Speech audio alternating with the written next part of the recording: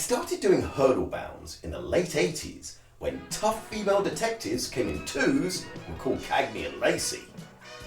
But you've got to fast forward to 2015 when girl detectives had 4x'd their toughness and were called Jessica Jones before I even started to think what I was up to all that time.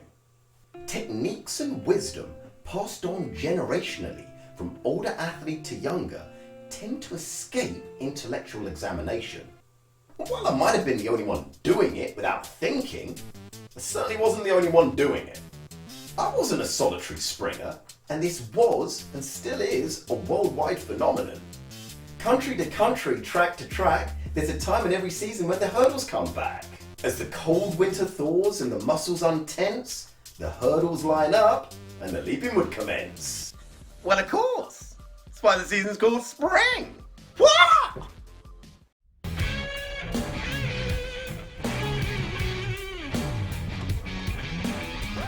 Preach! Testify! Let's test the theory that what we grow up with bypasses our critical thinking faculties. Hurdle bounds.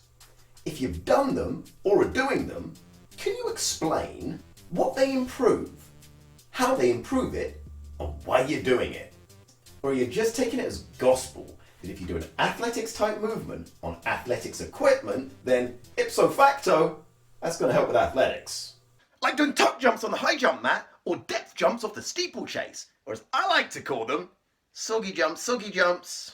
And if you've got no idea what I'm talking about, what hurdle bounds are, or have never done them before, hold on, what self-respecting athlete doesn't do hurdle bounds? The pain and indignation of clattering a hurdle and potentially smashing your face into the ground, or the next hurdle, is the best learning experience there is. My leg! Oh, that'll teach you, Jenkins. Get up, you wuss. My leg. Let's start at the beginning. What? Hurdle bounds? It's lining up hurdles over a distance at a specific height and bounding over them. Normally two-footed, but if you're elite, then one-footed. To many, it's like a basic plyometric assault course. Mountaineers have the 7 Summit Challenge. Walkers have the 7 Peaks Challenge. Athletes, we have the 10 High Hurdles Challenge, set by coach. Can you jump smoothly and successfully while all eyes are on you, especially when you've just seen Jenkins wiping out on hurdle 6 and getting carted off to A&E? Come on, he only goes down there because he likes a nurse on reception. I think he broke his leg. Yeah, but why do you think he did that? And this is an important point too. There's a physical element to hurdle bounds, but there's also a psychological element to this as well. Hit the thumbs up if you want to wish Jenkins a speedy recovery, because let me tell you something. And if you suddenly realise that you're a plyo parishioner taking leaps of faith, not based on any particular facts, or worse than that even, being duped into risking your bodily safety, stick around. I've got 7 questions that you're bound to want the answer to. Number 1. What do the number of hurdles you jump mean? In the gym, you do reps. The different number of reps have different metabolic and neural effects. It's the same with hurdle bounds.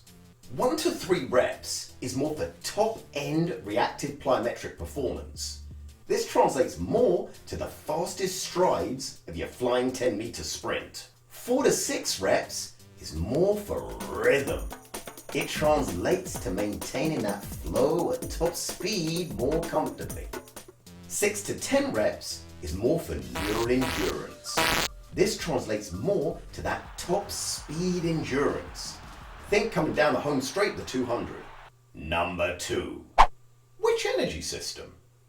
Because normally, you're never really doing hurdle bounds for longer than 12 to 15 seconds.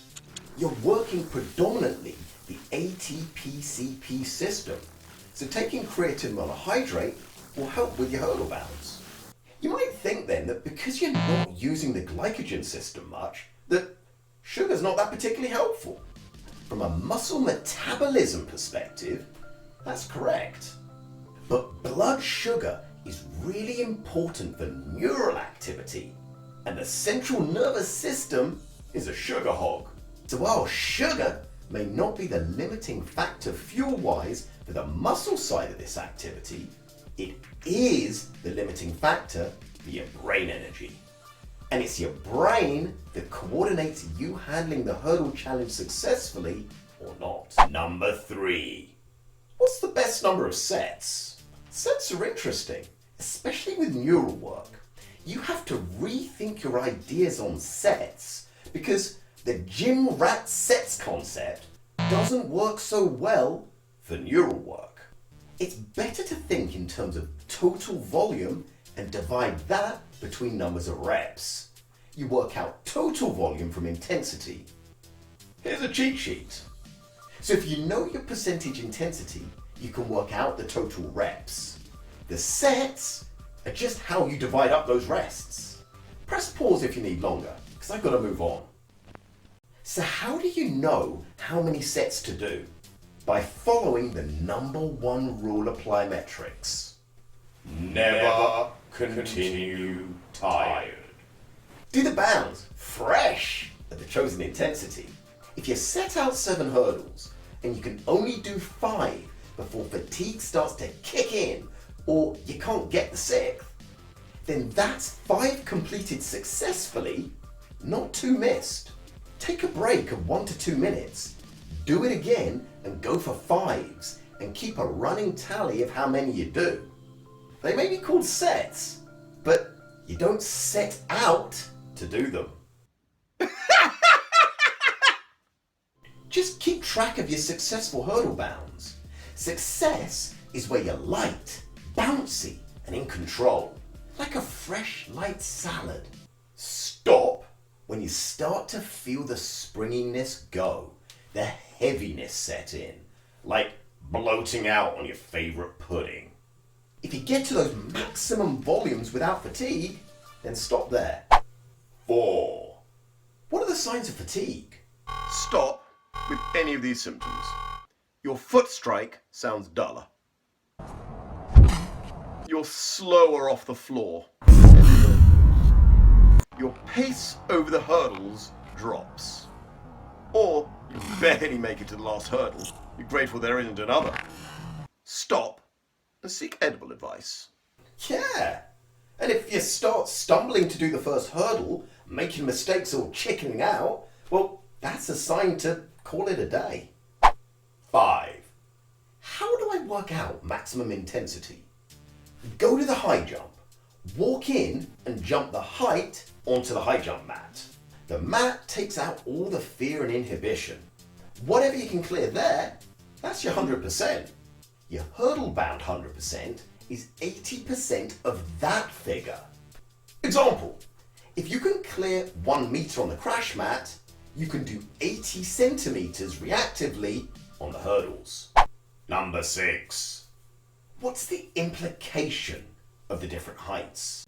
Here are the different heights, and they're standardized the world over to these magical thresholds. It's just like the weights room, where the weights are standardized to 1 1/4, 2 1/2, 5, 10, 15, 20 and 25 kilos, right? Well, no. You see, in the weights room, you can add multiples of the weights to tailor it to the weight you actually want. But with hurdles, you're stuck with those 6 heights. It's 6 sizes fits all. And this makes progression more challenging because of the jump in heights. No pun intended. Number 7. How do you progress hurdles then? Well, you have at least 4 variables. Make the hurdle higher. Increasing the height increases the maximum force required to get over the hurdle and increases the force that has to be absorbed and then rebounded between hurdles. Add more hurdles to each set. This increases the neural and energy envelope required to complete the task. move the hurdles further apart. This increases the horizontal velocity that you have to generate to successfully clear them. Use one leg to clear the hurdle. This massively increases the power required to clear the hurdle, as well as providing feedback on imbalance and bodily compensation strategies. Well, that's 7 for 7. 7 answers to 7 questions to understand a little bit more about the physical side of hurdle bounding and how to improve it. Numerology says that 7 is the number of completeness, so I'll leave it there for now. But beware the psychological side of hurdle bounding. I'll do a video on that coming soon. In the meantime, if you want to learn more about the history of plyo or how to avoid overtraining in it, click here.